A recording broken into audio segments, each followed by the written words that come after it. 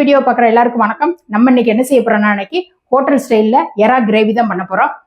Hotel ஸ்டைலில் வந்து நல்ல எல்லாமே மசாலாலாம் அரைச்சி போட்டு ரொம்ப பெரிய கரம் மசாலாலாம் போட்டு நல்ல ரொம்ப வாசனையா நல்ல டேஸ்டா செஞ்சு இது பண்ணி இருப்பாங்க. அந்த நம்ம வீட்டு பசங்களும் ஹோட்டலில் போய் சாப்பிடணும்னா ரொம்ப விருப்பப்பட்டு சாப்பிடுவாங்க.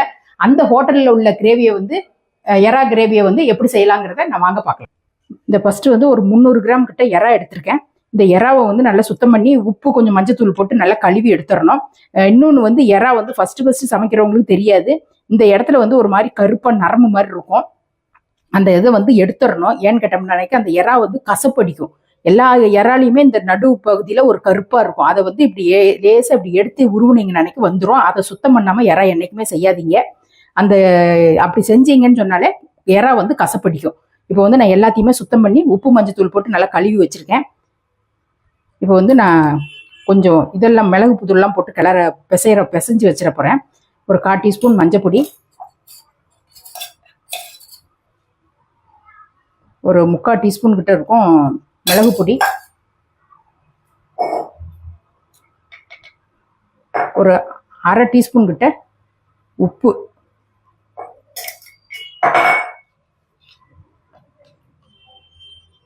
ஒரு ஸ்பூன் நல்ல பெரிய ஸ்பூனால 1 ஸ்பூன் கிட்ட தயிர் ஊற்றிருக்கேன். ஊற்றிட்டு இப்போ நல்லா கலந்து வச்சுருவோம். இந்த தயிர் போடும்போது நல்லா, அதாவது என்ன சொல்ல, நம்ம ஃப்ரெஷ் க்ரீம் போடுவாங்க இல்லையா, ஹோட்டல்லாம் ஃப்ரெஷ் க்ரீம் போடுவாங்க. ஃப்ரெஷ் க்ரீமும் இருந்த அன்னைக்கு அதையும் போட்டுக்கலாம். நான் வந்து இன்னைக்கு தயிர் தான் போட்டிருக்கேன். அவ்வளோதான். இதை வந்து நல்லா அப்படியே ஊறிட்டு இருக்கட்டும். ஒரு 1/2 மணி நேரம் கிட்ட நல்லா ஊறட்டும். அதுக்கப்புறம் நம்ம கிரேவி செய்கிறத பார்ப்போம். இந்த எறாவை ஊற வச்சு ஒரு 1/2 மணி நேரம் கிட்ட ஆச்சு. இப்போ நம்ம கிரேவி செய்ய ஆரம்பிச்சிடலாம். இப்போ வந்து நான் வதக்கிறதுக்கு ஃபஸ்ட்டு வந்து மசாலா வந்து ஃபஸ்ட்டு வறுத்துட்டு அரைக்க போகிறோம். அதுக்கு வந்து நான் ஒன்று ஒன்றா சேர்த்துட்றேன். சேர்க்கும் போதே ஒன்று ஒன்றா சொல்லிடுறேன். இதில் ஒரு 1.5 டீஸ்பூன் கிட்ட எண்ணெய் விட்டுருக்கேன்.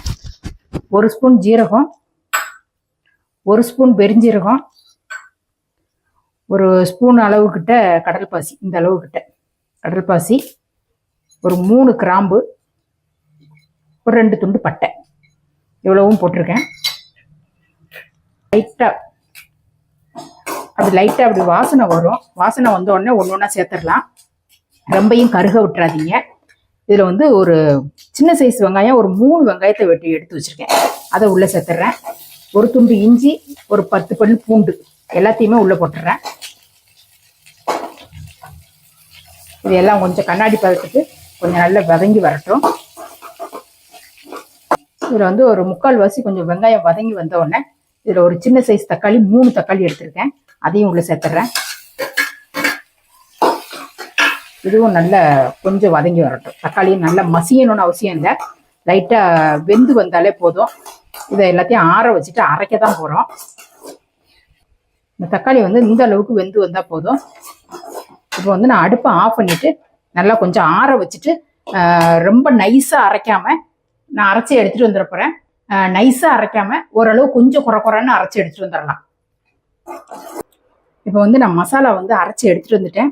இப்போ தாளிக்கிறதுக்கும் எண்ணெய் ஊற்றி ஒரு 4 ஸ்பூன் கிட்ட எண்ணெய் விட்டு சூடு ஆகிட்டு இருக்கு. இந்த மசாலா வந்து அரைச்சதை பாருங்கள், இந்த மாதிரி இருக்கணும். அப்படியே கொஞ்சம் திரியாக இருக்கு இல்லையா, அந்த மாதிரி கொஞ்சம் குறைப்பாக அரைச்சி எடுத்துக்கோங்க. ரொம்ப வலுவலுன்னு வெங்காயத்தை அரைச்சோம்னா அன்னைக்கு அந்த கிரேவி வந்து ரொம்ப அப்படியே மழுமலுன்னு இருக்கும். அதனால டேஸ்ட் இருக்காது. இந்த அளவுக்கு இப்படி குறைன்னு இருக்கணும். இப்போ வந்து தாளிக்கிறத பார்த்துருவோம். இப்போ ஒரு 4 ஸ்பூன் கிட்ட எண்ணெய் விட்டுருக்கேன். நான் அதில் எதுவுமே சேர்க்கல, மிளகாய் பொடி தான் போட போகிறேன். தாளிக்கிறதுக்கு கடுகு ஜீரகம்லாம் எதுவுமே போட வேண்டாம். அடுப்பை வந்து ஸ்லோவாக வச்சுட்டு, இப்போ வந்து வெறும் மிளகாய் பொடி வந்து நான் ஒரு 1.25 ஸ்பூன் கிட்ட போடுறேன். 1.5 ஸ்பூன் கிட்ட போடுறேன். இதில் காஷ்மீர் ரெட் சில்லி வந்து கொஞ்சம் கலருக்காக வேண்டி அது ஒரு 3/4 டீஸ்பூன் கிட்ட போடுறேன். அந்த சின்ன அதே டீஸ்பூன் அளவு கணக்கு வச்சோம்னா அன்னைக்கு ஒரு 1.5 டீஸ்பூன் கிட்ட வரும். அந்த அளவு மல்லிப்பொடியும் போட்டுட்டேன். இப்படியே எண்ணெயில் வந்து அப்படியே அந்த மிளகாத்தூள் எல்லாத்தையும் அப்படியே ஒரு பெரட்டி விட்டுருவோம். பெரட்டி விட்டுட்டு ரொம்ப கருக விடாமல் டக்குன்னு இந்த மசாலா அரைச்சி வச்ச மசாலாவை வந்து ஊற்றிடணும். இப்போ நான் வந்து இதை சேர்த்துறேன்.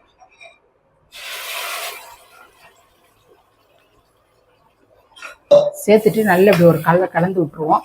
கலந்து விட்டுட்டு கொஞ்சம் மிக்ஸி கழுவுன தண்ணியை மட்டும் கொஞ்சம் சேர்த்துப்போம். இப்போ நான் வந்து கொஞ்சம் மிக்ஸி கழுவின தண்ணி மட்டும் கொஞ்சம் சேர்த்துருக்கேன். இந்த கிரேவிக்கு தகுந்த உப்பு வந்து கல் உப்பு சேர்த்துட்றேன். கொஞ்சமாக மஞ்சள் பொடி. இந்த கிரேவியை நல்லா இப்படி கலந்து விட்டுருவோம்.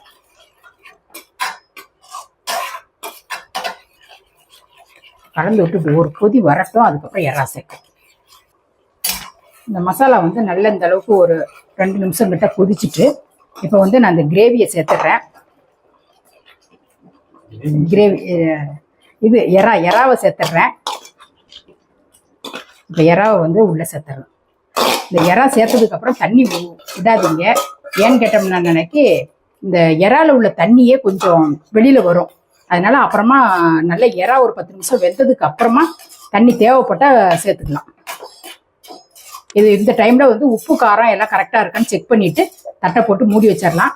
ஒரு 5 நிமிஷம் நல்லா ஃபுல் ஸ்பீட்லேயே வச்சு அடுப்பை எரிய விடுவோம். அதுக்கப்புறம் திருப்பி ஒரு 5 நிமிஷம் ஸ்லோவாக வச்சு கொதிக்க விட்டுட்டோம்னா எண்ணெய் கொஞ்சம் பிரிஞ்சு வந்துடும். அப்போ கிரேவி ரெடி ஆயிரும். இப்போ தட்டை போட்டு மூடிடுறேன். இப்போ போட்டு ஒரு எறா போட்டு ஒரு 10 நிமிஷத்துக்கு மேலேயே ஆயிடுச்சு. எறா வந்து ரொம்ப நேரம் வேக விடக்கூடாது.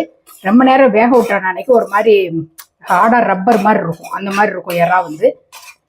அதனால நான் ஒரு 10 நிமிஷம் கிட்ட, நான் சின்ன எறாவாக இருந்தால் ஒரு 10 நிமிஷம் வேக விட்டா, ரொம்ப பெரிய எறாவாக இருந்துச்சுன்னா அன்னைக்கு ஒரு 15 நிமிஷம் கிட்ட வேக விடலாம். இப்போ வந்து எறா கிரேவி ரெடி ஆயிடுச்சு. இப்போ நான் வந்து கொத்தமல்லியும் கொஞ்சோண்டு கருவேப்பிலையும் போட்டுருந்தேன்.